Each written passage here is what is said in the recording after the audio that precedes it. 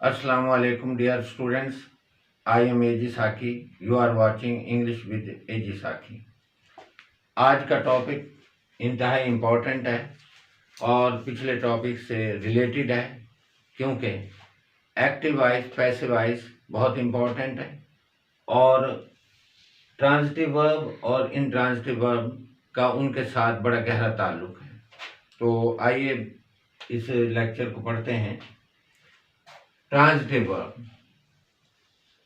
इसे उर्दू में फिल मुतद्दी कहते हैं, जबकि इनट्रांजिटिव वर्ब इसे फिल लाज़िम कहते हैं। ये मैंने यहाँ पे दो एब्रिविएटेड वर्ड इस्तेमाल किए हैं, एक एस और plus O. S mean subject plus object, यानी कहने का मतलब यह है कि ट्रांजिटिव वर्ब एक ऐसा वर्ब होता है जिसके अंदर सब्जेक्ट और ऑब्जेक्ट का आना इंतहाई ज़रूरी है।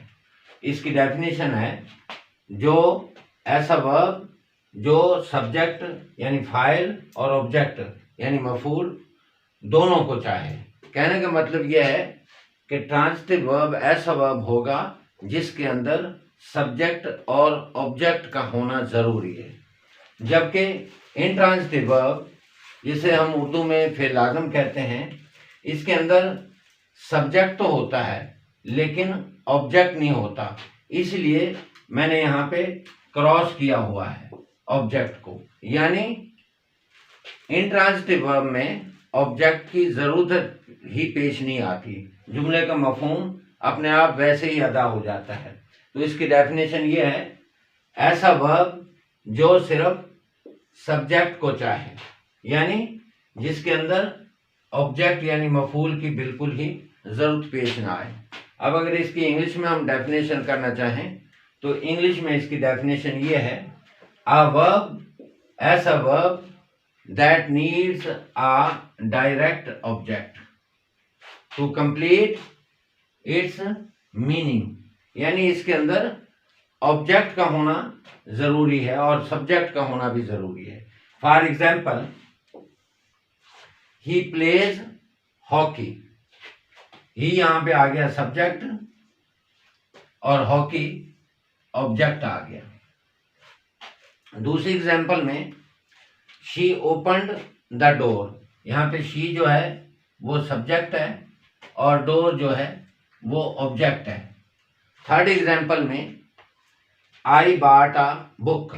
यहाँ पे आई जो है वो सब्जेक्ट है और बुक जो है वो ऑब्जेक्ट है।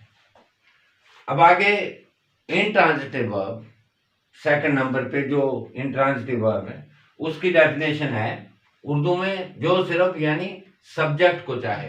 कहने का मतलब यह है कि जिसके अंदर सिर्फ सब्जेक्ट हो, उसमें ऑब्जेक्ट की बिल्कुल कतन ज़रूरत पेश नहीं आती। तो इसकी डेफिनेशन है, अ वर्ब, ऐसा वर्ब, ऐसा फेल, ऐसा action that does not need, जिसमें ज़रूरत पेश ना आए किसकी, डायरेक्ट ऑब्जेक्ट की, डायरेक्ट ऑब्जेक्ट की, टू कंप्लीट इट्स मीनिंग, यानी उसके मफहूम को कंप्लीट करने के लिए इसके अंदर किसी भी किस्म के ऑब्जेक्ट की ज़रूरत पेश नहीं आती। For example, she laughs. यहाँ पे शी सब्जेक्ट है, सब्जेक्ट का आना ज़रूरी है। शी लाफ्स ये वर्ब है। अब शी लाफ्स वो हंसती है, यहाँ पे ऑब्जेक्ट लगाने की जरूरत नहीं है क्योंकि एक्शन जो है वो पूरा हो गया है। सेकंड एग्जाम्पल जो है, ही ये सब्जेक्ट है, वोटेड उसने वोट डाला। अब ये मफहूम इसका मुकम्मल तौर पर पूरा हो चुका है, ऑब्जेक्ट यहाँ लगाने की जरूरत नहीं है। थर्ड एग्जाम्पल में, आई सब्जेक्ट है, जंप्ड मैंने छलांग लगाई, मैंने जस्ट लगाई, ये वर्ब है। इसके बारे में एक इंतहाई इंपॉर्टेंट चीज़ ये है कि ऐसा वर्ब जो ट्रांजिटिव भी हो और इंट्रांजिटिव भी हो उसका पैसिव वॉइस बनता है, अदरवाइज पैसिव वॉइस नहीं बनता। क्योंकि ट्रांजिटिव जो ट्रांजिटिव वर्ब और इंट्रांजिटिव वर्ब हैं उनके अंदर, दोनों के अंदर सब्जेक्ट और ऑब्जेक्ट का होना जरूरी है। मिसाल के तौर पर मैं एग्जांपल देता हूं, ही प्लेज हॉकी, वो हॉकी खेलता है। अब इसके अंदर हॉकी जो है वो ऑब्जेक्ट है और पैसिव वॉइस बनाने के लिए ऑब्जेक्ट को ही सबसे शुरू में लिया जाता है। फॉर एग्जांपल जैसे hockey is played by him,